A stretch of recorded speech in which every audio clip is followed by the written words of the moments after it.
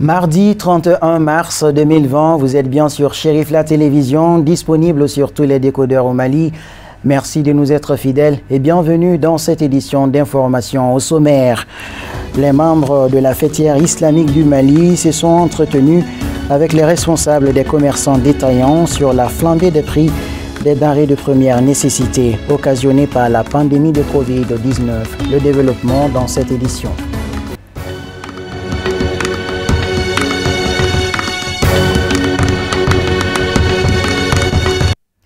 Encore une fois de plus, bonsoir et merci de nous être fidèles. Nous vous l'annoncions dans le titre. Une rencontre de haut niveau s'est tenue entre les membres du Haut Conseil islamique du Mali et les responsables des commerçants détaillants. Objectif, échanger sur la situation sanitaire qui prévaut dans notre pays, qui a occasionné la flambée des prix des denrées de première nécessité. C'était ce mardi 31 mars 2020 dans la salle de conférence du Haut Conseil islamique du Mali. Le reportage est signé Amadou Kamara, Draman Mali. Les travaux de cette rencontre ont débuté par la lecture du Saint-Coran. Le Haut Conseil islamique a initié cette rencontre d'échanger avec les commerçants détaillants. On a constaté dans ces derniers jours-là l'augmentation des prix des produits de première nécessité au Mali. Même avec le coronavirus là, les produits qu'on utilise, les savons, les gels, tous les prix sont augmentés de 1500 maintenant à 10 000 francs. Les prix du gel, les savons. Et on a commencé à sentir l'approche du Ramadan aussi. On sait que le mois de Ramadan, c'est un mois sacré. Et les prix du sucre, du mil, du riz commencent maintenant à augmenter.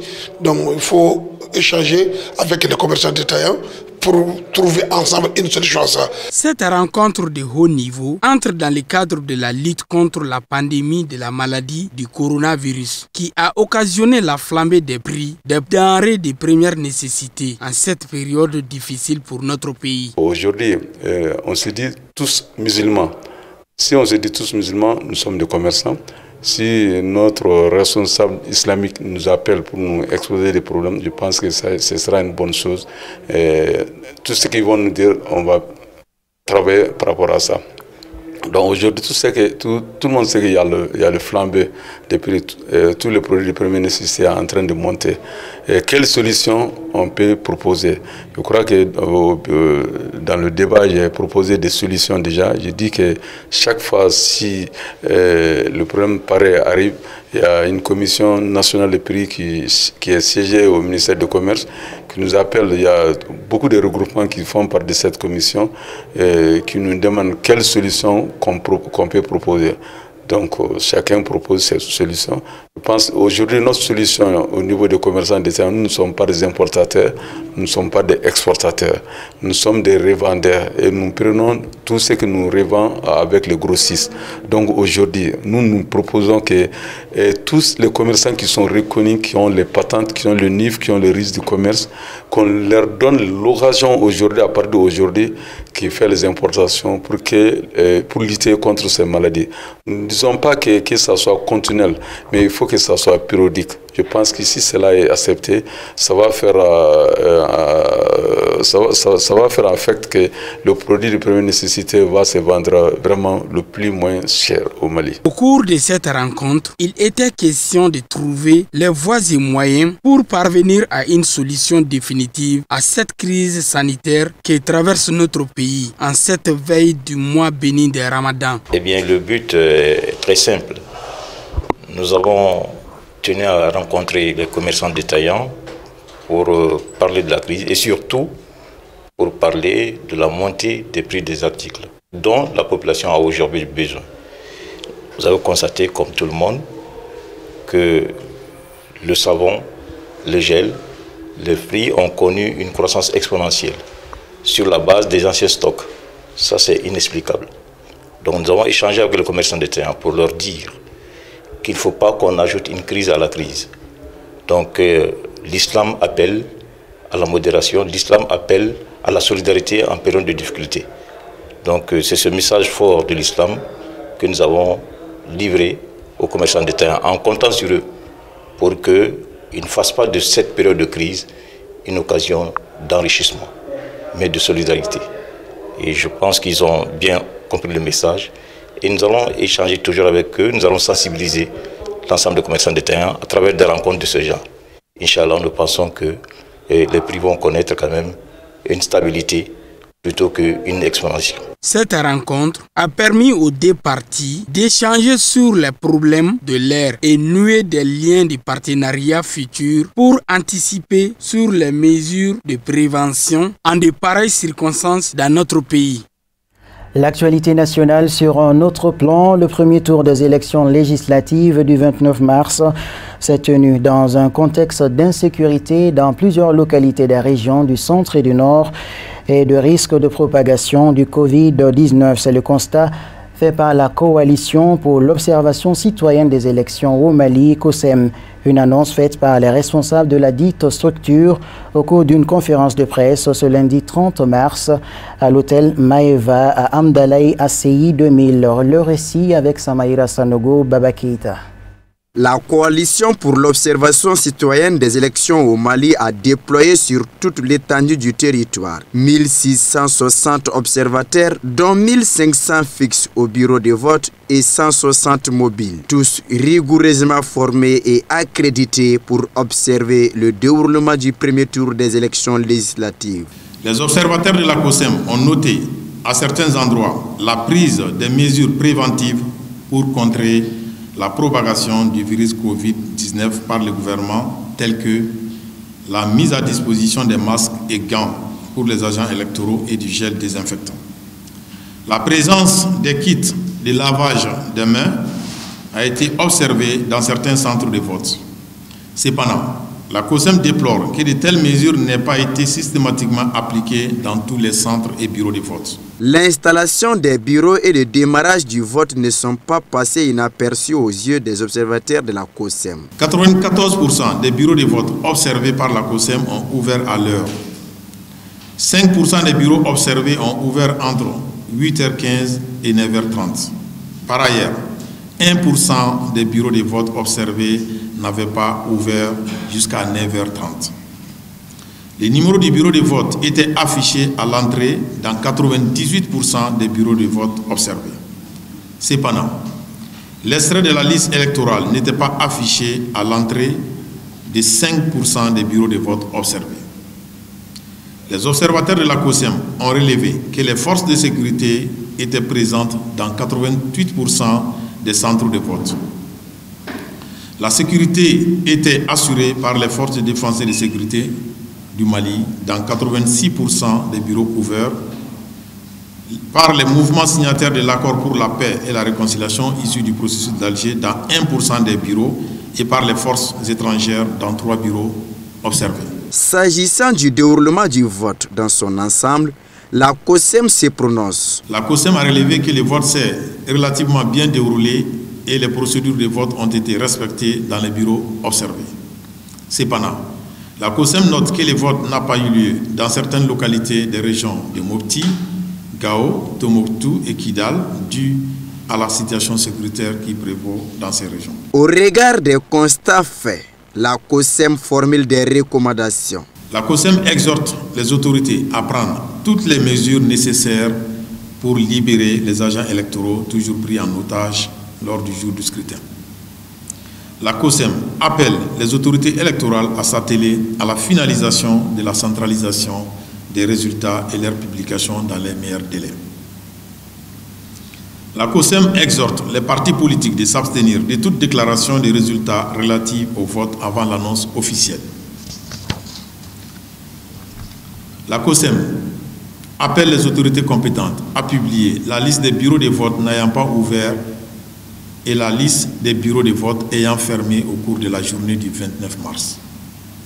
La COSEM recommande également et fortement la publication des résultats de vote, bureau de vote par bureau de vote, ce qui contribue selon la COSEM à une transparence sur l'agrégation des résultats et lève aussi tout type de doute sur son intégrité.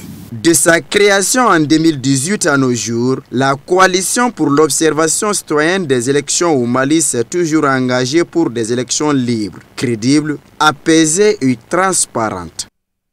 Parlons à présent solidarité dans cette édition. La société Aminata Konaté a procédé à la remise d'un important don au ministère de la Justice destiné aux maisons d'arrêt de Bamako, composé essentiellement de denrées alimentaires et de produits hygiéniques. Cet élan de solidarité vise à se prémunir contre le coronavirus. Ousmane Sororé.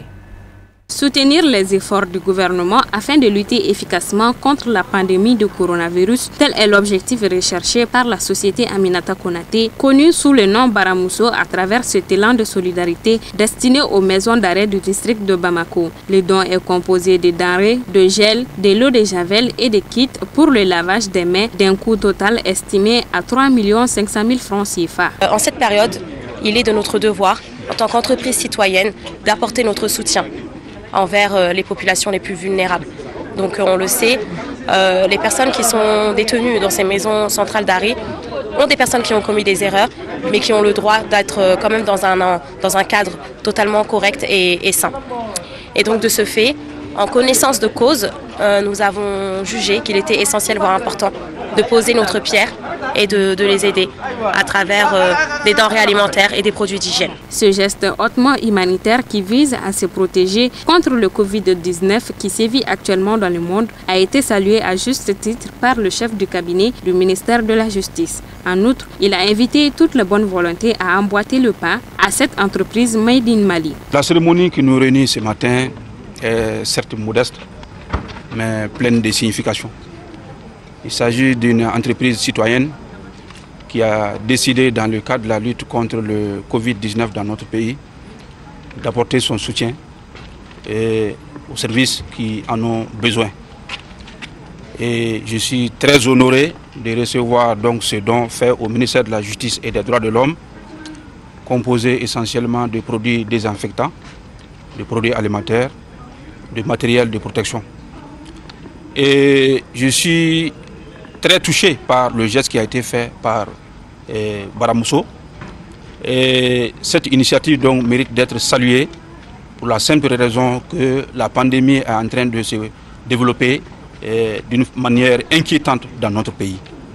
Au point qu'il est de notre devoir de faire en sorte que partout dans le pays, chacun puisse se sentir pris en compte dans le cadre des mesures préventives. Alors Baramousso, par ce geste également, donne l'exemple à nous tous, les entreprises, les sociétés, les particuliers, pour que chacun à son niveau puisse manifester sa volonté de solidarité à l'endroit de ceux qui en ont besoin en ces moments difficiles. Notons que la société Aminata Konaté Baramousso a 12 ans d'existence déjà. Elle a pu s'imposer dans notre pays et d'ailleurs dans la transformation des produits agricoles en quantité et en qualité pour le bonheur du consommateur malien. C'était plutôt un commentaire signé Marietou Diallo. Nouvelle mesure adoptée par le gouvernement, Covid-19 oblige la modification des horaires de travail dans les administrations publiques et privées entre en vigueur ce mercredi 1er avril 2020. Comment les travailleurs accueillent cette nouvelle mesure dans la lutte contre la pandémie? S'adapteront-ils à travailler de 7h30 à 14h30? Élément de réponse dans ce dossier réalisé par Marietou Diallo, Abdoulaye Sogodogo. Le Mali connaît désormais et officiellement ses premiers cas de Covid-19 depuis quelques jours. Il est bien clair que le compte à rebours a commencé. Quel sera le taux de contagion dans les prochains jours? Le nombre de décès, nul ne saurait le dire. L'heure est très grave. Les Maliens doivent se réveiller afin d'éviter le pire. Et pour éviter le pire, le gouvernement emboîte le pas en modifiant carrément les horaires de travail dans les administrations publiques et privées. 7h30, 14h30 désormais. On est obligé de se conformer à la volonté du gouvernement. Tout ça, c'est pour vraiment amoindrir les contaminations. Donc vraiment, c'est une décision sage, salutaire. Les usagers sont obligés de se conformer. C'est vraiment pour essayer de nous sécuriser, nous protéger contre le Covid-19. C'est une pandémie qui est vraiment en train de prendre de l'ampleur même en Afrique, même au Mali. Donc chacun doit essayer de se soumettre à ces mesures-là pour amoindrir les contaminations. Finalement, le suspense aura été de courte durée. Le Covid-19 est arrivé au Mali. Bien évidemment, les espoirs sont dissipés. Le doute s'installe. La peur aussi. Une maladie létale dont le parcours meurtrier à travers le monde fait froid dans le dos. Une application est ainsi développée au Mali pour informer à temps réel le Malien lambda quant à l'évolution de la maladie. C'est là grâce à l'AGETIC dirigée par un jeune dynamique. Nous sommes en télétravail depuis le Conseil extraordinaire de défense, parce que l'AGETIC a quand même la chance d'être une agence de technologie. À part la signature à l'AGETIC, tout est dématérialisé. Donc le télétravail, en partenariat avec le ministère de la Santé, nous avons effectivement mis en place une plateforme web et aussi des applications mobiles pour pouvoir informer les Maliens par rapport à cette pandémie de Covid-19.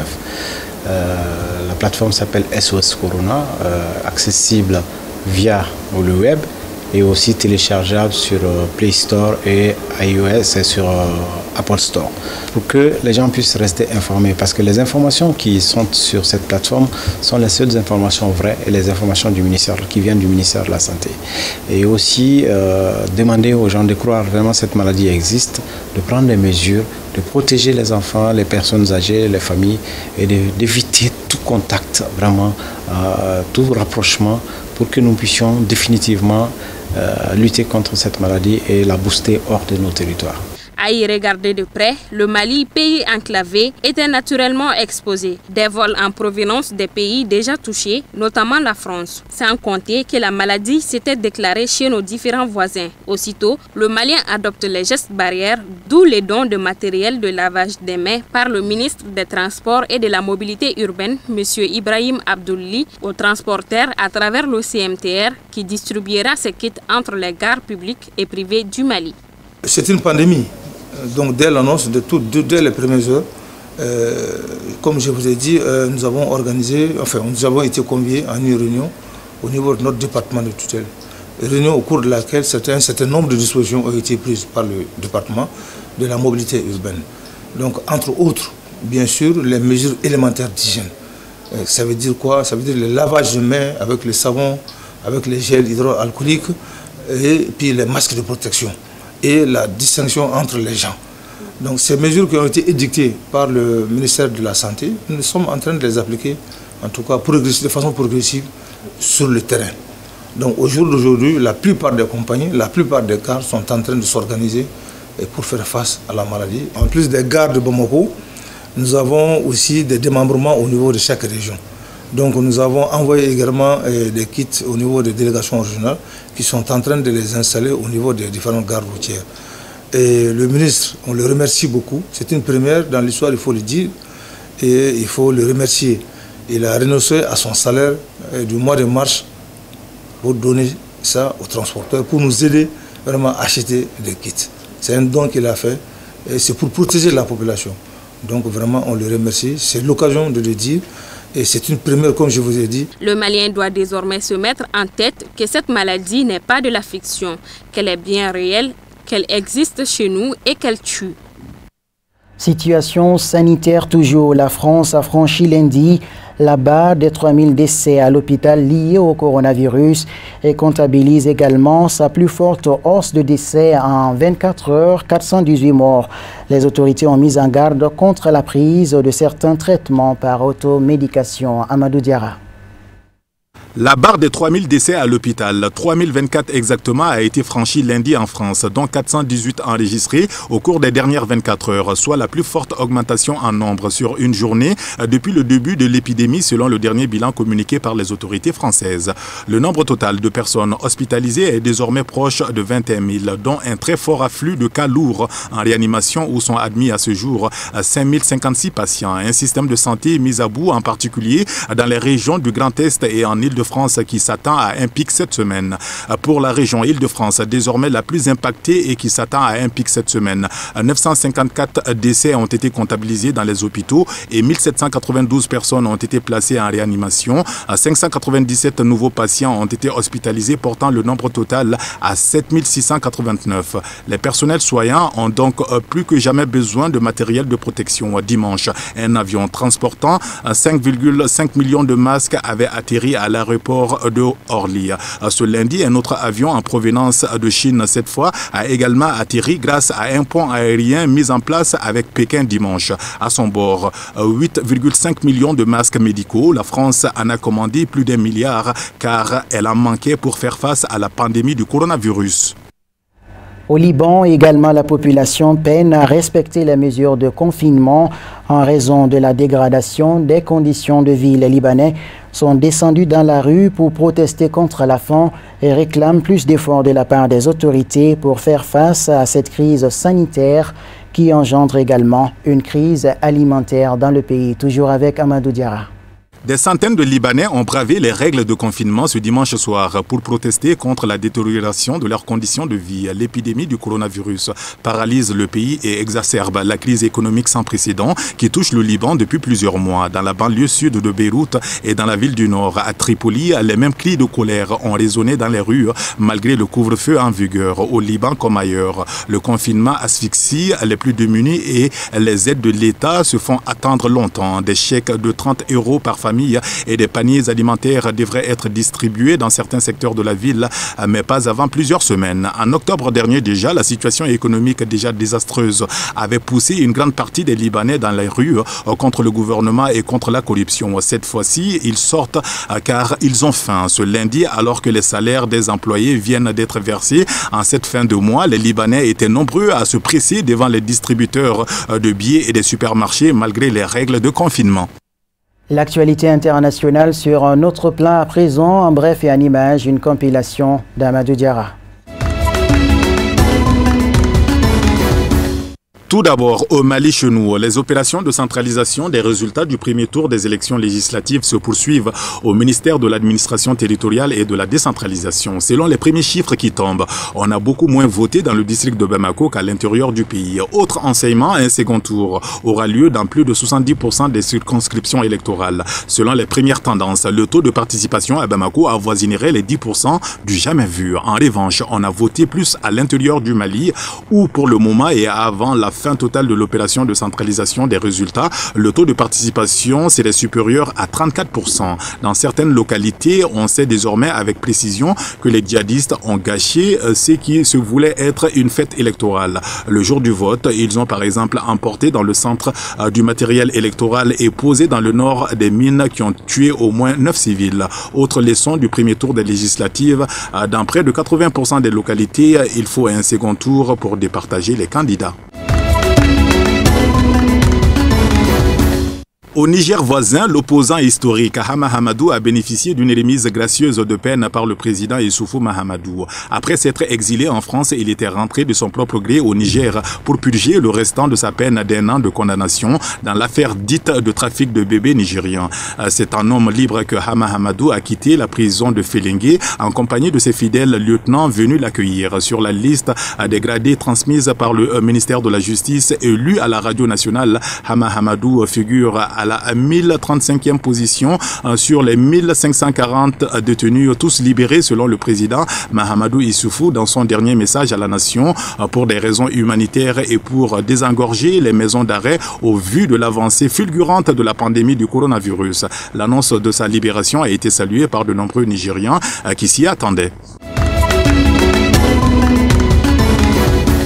Le silence du président camerounais Paul Biya face à la crise du coronavirus suscite la polémique dans son pays. C'est son premier ministre qui a annoncé les mesures de lutte contre l'épidémie. Lui ne s'est pas encore exprimé contrairement à ses homologues des pays voisins. Et cela fait réagir au point de susciter une passe d'armes verbale entre plusieurs figures du parti au pouvoir et l'opposant Maurice Kamto qui a lancé un ultimatum au chef de l'État afin qu'il s'implique personnellement dans la gestion de cette crise sanitaire. Le silence, Paul Biya en est coutumier. C'est même l'un des principaux axes de sa stratégie depuis 40 ans, estime un observateur de la vie politique camerounaise. Mais en pleine épidémie de coronavirus et alors que tous ses homologues des pays voisins sont en première ligne, le fait que Paul Biya délègue les annonces concernant la riposte au Covid-19 à son premier ministre suscite bel et bien la polémique. Le président ougandais Yoweri Museveni a décrété lundi soir pour 2 semaines un arrêt immédiat de toute circulation de véhicules et un couvre-feu nocturne pour lutter contre la propagation du nouveau coronavirus. Ce pays d'Afrique de l'Est avait fermé ses frontières et interrompu les transports publics sans toutefois aller jusqu'à un confinement complet. Dans une déclaration télévisée lundi soir, M. Museveni a annoncé que les véhicules privés seraient également interdits à partir de 22h, 19h GMT, expliquant n'avoir délibérément pas donné de préavis avant d'éviter les déplacements de populations observés dans d'autres pays africains avant l'entrée en vigueur de mesures de ce type. Et cette triste nouvelle avant de refermer cette page, l'ancien président congolais Jacques-Joachim Yombi Opango, qui a dirigé le Congo-Brazzaville entre 1977 et 1979, est décédé lundi 30 mars en France des suites du Covid-19 à l'âge de 81 ans, a indiqué sa famille. L'état de santé de l'ancien président s'était dégradé ces derniers temps, le contraignant à vivre loin du Congo, en France notamment, selon sa famille. Il vivait entre la France et le Congo depuis la fin de son exil en 2007. L'information a été confirmée dans la soirée par la télévision publique Télé Congo. Originaire de la Cuvette Nord, Jacques-Joachim Yombi Opango était né en 1939. Ancien officier, il a été porté à la tête du pays juste après le toujours mystérieux assassinat de l'ancien président Ngouambi entre 1968 et 1977. Ainsi s'achève cette édition qui vous a été proposée par l'ensemble de la rédaction. Merci à vous de l'avoir suivi. Un grand merci à toute l'équipe de réalisation. Excellente soirée en compagnie des programmes de Chérif la Télévision et à très bientôt, Inch'Allah.